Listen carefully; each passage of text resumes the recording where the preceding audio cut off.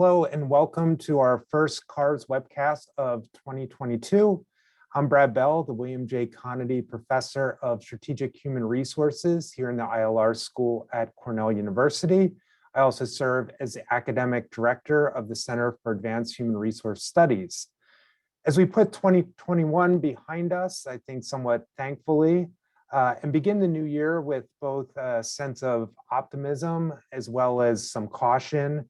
Here at CAHRS, we wanted to take an opportunity to share some of the issues that we expect to be on top of the HR agenda heading into this new year. This is our second year of surveying HR leaders in our CAHRS partner companies about their top priorities, which provides an opportunity for us to not only take a look at what are those issues that are really kind of top of mind at the moment, but also to consider how have the themes and priorities on the HR agenda really evolved over the past year. Ultimately, our survey results reveal a number of intriguing trends. Some of the issues that showed up on last year's survey remain at the forefront, but there have also been some noteworthy shifts in the relative importance of certain issues, as well as the emergence of new issues and new priorities. Before I share some more information about our survey and findings, I would like to encourage you to please be active during today's session. You can submit your own thoughts, questions, and comments, both in the chat as well as using the Q&A function here in Zoom.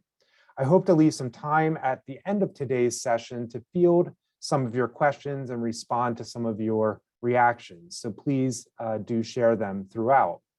I also want to note that we'll be sending you a copy of both the slides as well as a link to a recording of today's session following today's presentation.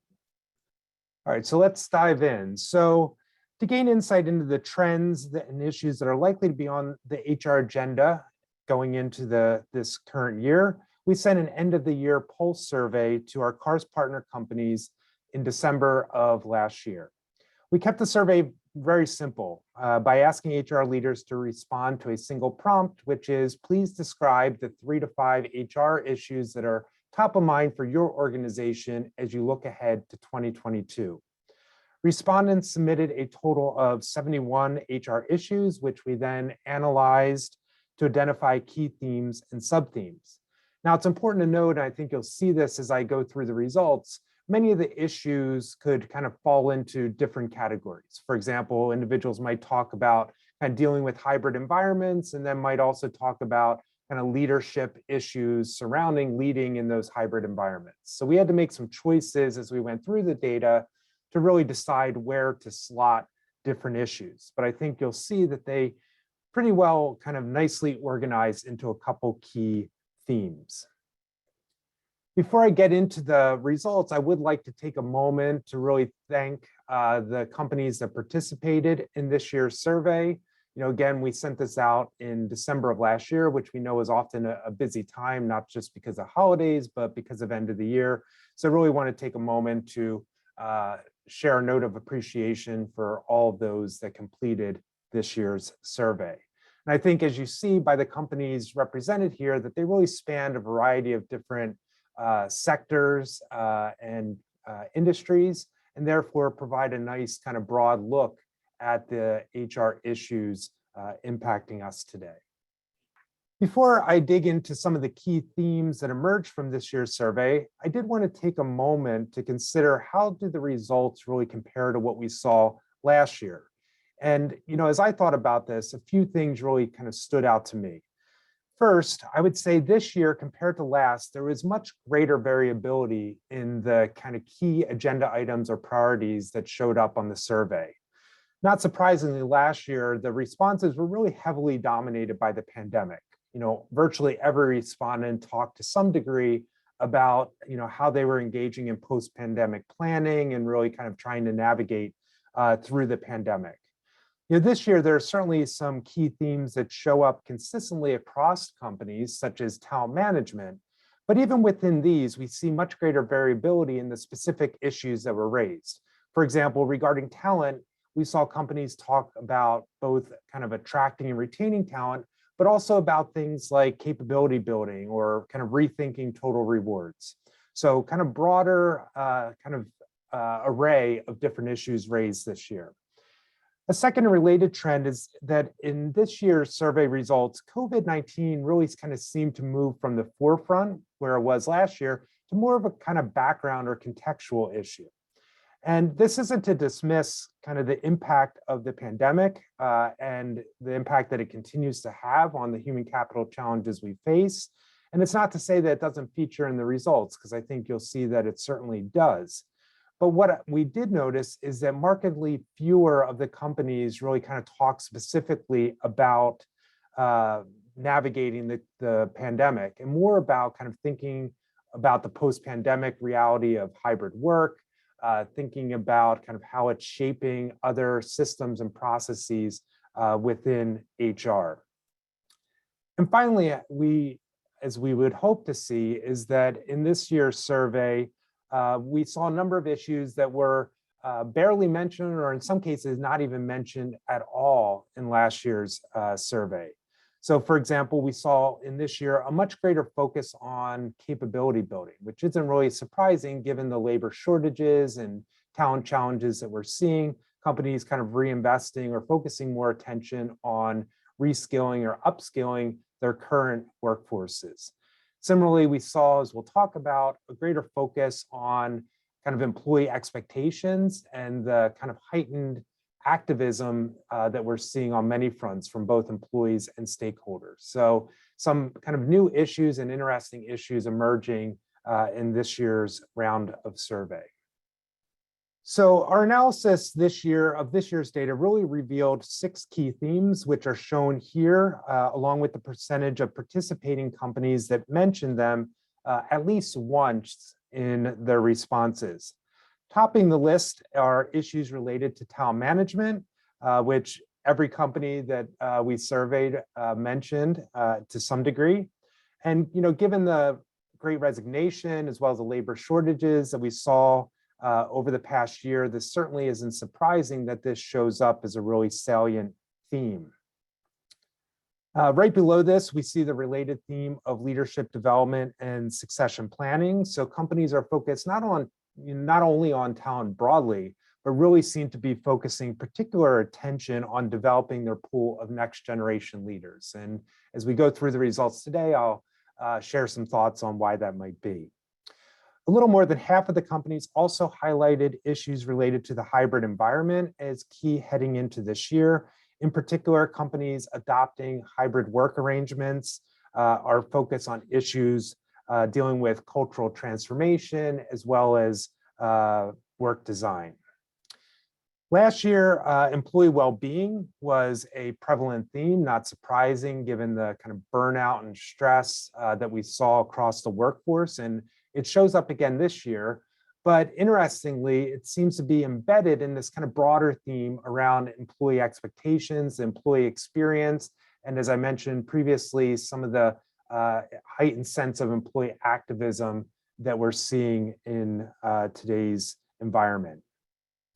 The final 2 themes, DEI and COVID, were interestingly the most prominent themes in last year's survey. So, one might ask the question, why are they kind of lower ranked this year? And I don't believe that their lower ranking necessarily means that they are of lesser importance or that companies are focusing less attention on these issues, but rather it's probably more an indication that these issues have really become firmly embedded in the HR agenda of most, if not all organizations. So, kind of taking these as table stakes, and then, as companies were responding, we're highlighting other issues that are maybe emerging on their HR agendas. So let's take a moment to delve into each of these themes to kind of better understand them and some of the specific issues that companies mentioned around each of them.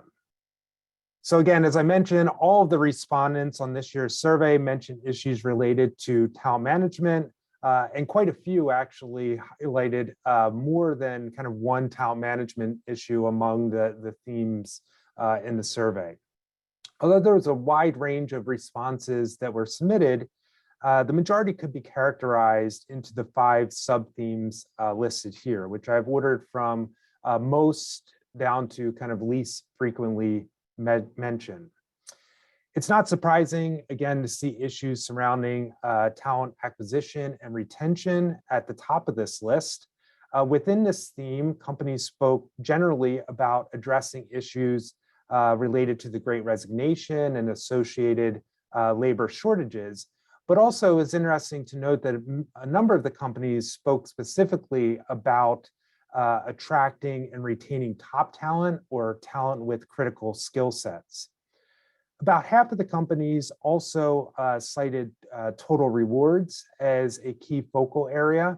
The most common response here dealt with the need to really kind of re-examine or rethink compensation in light of rising inflation. So thinking about wage inflation, thinking about labor cost control. Although a number of companies also spoke about the importance of benefits for supporting their efforts to attract and retain talent. So kind of highlighting some of the intersections or interdependencies across some of these different talent management issues. The next two sub-themes, I believe, really kind of tie together in the sense that a significant number of the respondents highlighted the importance of not only capability building, but also greater focus on career management. In particular, respondents emphasized the importance of reskilling in the face of talent scarcity. As a kind of HR leader that I talked to recently said, you know, if you can't find the talent, you better really be good at kind of developing and reskilling your existing talent. But they also talked about kind of the need to really rethink or adjust processes, programs, and technology to reflect the fact that skills are increasingly the currency of careers. I think the HR field for a long time has been lamenting, and as we think about career management, succession planning, this kind of experience-based model. You know, if a person has roles X, Y, and Z, ultimately they're going to be ready for a certain position. And I think that perspective is shifting to one that's much more focused on skills. What are the skills that employees have developed that will prepare them for particular roles, but that necessitates kind of rethinking our career management processes and systems.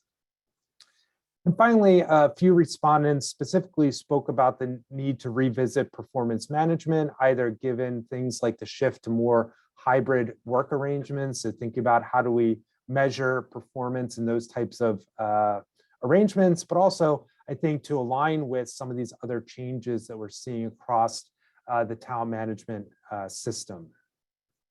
In light of these themes, I did want to mention that our CAHRS benchmarking studies that we conducted in the fall of last year actually focused on many of these topics. So we did two benchmarking studies, one that was focused on trends in talent attraction and retention, and another that was focused on the evolution of total rewards, again, given some of the issues that we've seen around talent over the last year.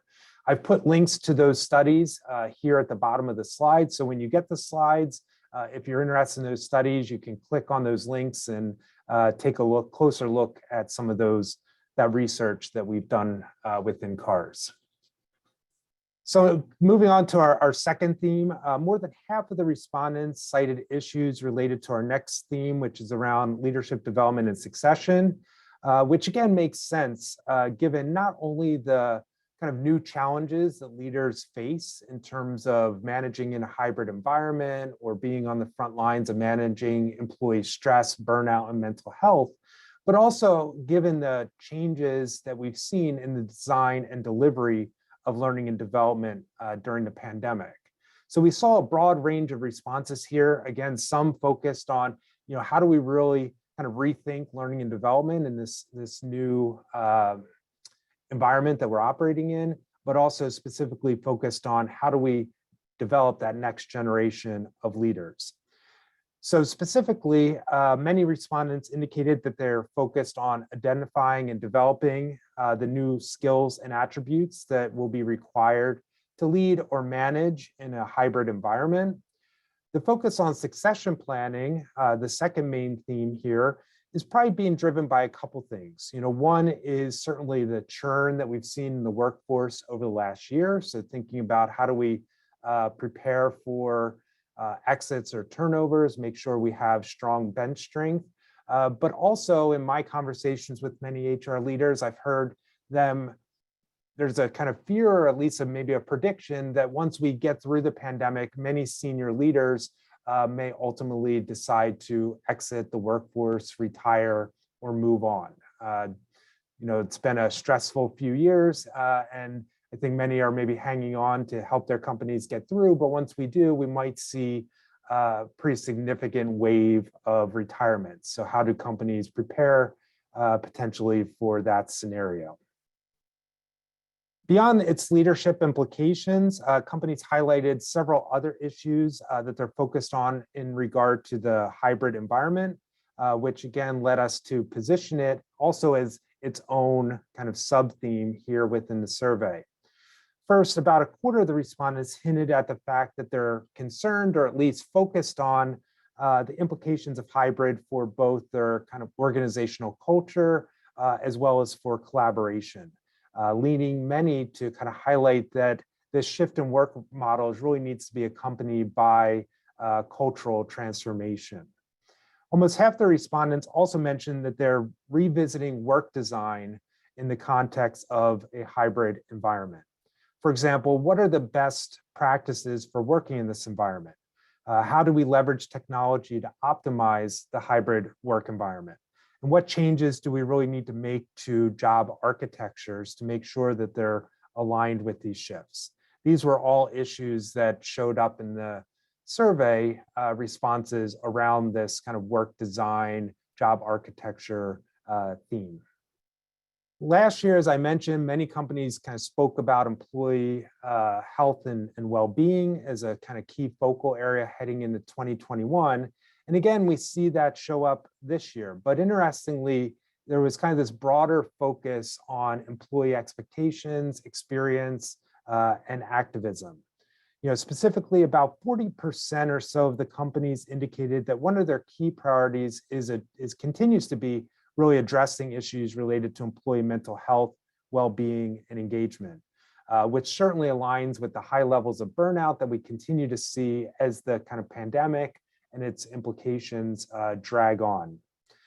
However, another third indicated that they are re-examining their employer brand and value proposition in light of shifting employee expectations, and probably also in light of the kind of great resignation and talent acquisition challenges that we've experienced over the past year or so. In addition, a number of respondents indicated an increased focus on the role of HR in ESG. And in particular, the kind of thinking about the more activist role or position that they're seeing both employees as well as other stakeholders take on issues surrounding environmental, social, and governance issues. So it's interesting to see many of the comments were kind of really asking this question around, what is the role of HR in kind of really managing these issues surrounding ESG? And how do we kind of think about the engagement of employees as well in these different issues? The final two themes that emerged in our survey were each mentioned by about a quarter of the companies were DE&I and COVID. Companies continue to highlight focus on advancing and accelerating their DEI agendas. And in the context of COVID, some of the responses were as simple as, we just kind of getting through COVID, but also others kind of talking about the need to really continue to remain agile in the face of continued uncertainty and volatility surrounding the pandemic, while also ensuring the health and safety of our workforces. Again, I want to emphasize, as I mentioned earlier, I don't believe that the fewer mentions of these topics is a reflection of their diminished importance. In fact, I would argue the opposite, which is these issues have become so central to the HR agenda over the past few years that I think they're almost kind of, I don't want to say taken for granted, but they're given in terms of being key priorities each year. All right, so let me kind of tackle a couple of the questions and comments that have come in. Eileen asks, is the succession planning specific to executive leadership roles, or were there any comments related to succession planning for all roles, key roles? Great question, Eileen. And in fact, it was, I think, a combination of both. Some companies specifically spoke about succession planning in the context of leadership roles and kind of developing that next generation of leadership talent. But others certainly spoke more about kind of broad talent planning, kind of really more strategic workforce planning. You might think of it across the workforce more broadly. So it really was kind of a mix of those two different themes. So I think they're both important considerations. Another comment or a question that's come in was burnout, a topic that came up in the survey results. Great question. You know, interestingly, there was certainly some comments that focused on well-being, mental health. So, you know, I think burnout is embedded somewhat in those comments, but I was somewhat surprised again that it wasn't as prevalent as it showed up last year. Certainly a lot of the comments on last year's survey spoke specifically about addressing burnout and strategies for doing that. And again, that might reflect the fact that this is just something that the function continues to wrestle with. It's kind of taken for granted as a key priority and something that we continue to address. So maybe didn't kind of show up because it's kind of an ongoing issue that we're dealing with. Another question in regards to strategic workforce planning, did AI digitalization of skills show up as a theme? Another, good question. I think, again, did see that a bit. Certain companies focused, first of all, around the kind of capability building. We saw a number of companies call out specifically that they're really focused on kind of building those kind of digital or technical skills. We saw that on the attraction retention side too. Some companies generally just said, we're addressing the great resignation, labor shortages, and those effects, whereas others were, again, much more focused on specific technical skill sets. So I think that's probably dictated by the different, types of companies that showed up in the survey and the nature of their workforces. Just seeing a comment here from David in the chat around, leadership skills needed for managing the well-being of the team members is an area should, we be exploring, and I would echo that. I think that's a really important area. Again, interestingly, a lot of the comments focus on leadership developments, new skills for leaders. We're really kind of focused on leading in that hybrid environment, which is certainly important. But I think to our discussion we just had around kind of burnout, employee well-being, I think that's a critical area. What's the role of leaders in that? How do we develop their capabilities in that particular area? Question from Christiane. Received any valuable insights into how to better prepare and enable HR professionals for these challenges? Great question, Christiane. I think that's, what we try to do within CAHRS. It's really part of our mission here. And that's why we're going to use these themes that emerge to really kind of dig into them more in some of the working groups and webcasts and other event planning events that we have planned throughout the rest of the year to kind of dig into more of that in terms of really thinking about what are some of the solutions and strategies for these issues. What do they mean in terms of HR capabilities that we should be thinking about and developing? So those will be themes that we'll continue to examine as we go through the rest of the year here. I would like to thank you all again for attending today's session. And as always, please do visit our website, as you see here, to keep up to date and to register for some of our upcoming events. We look forward to working with all of you on your HR agenda heading into 2022. Take care.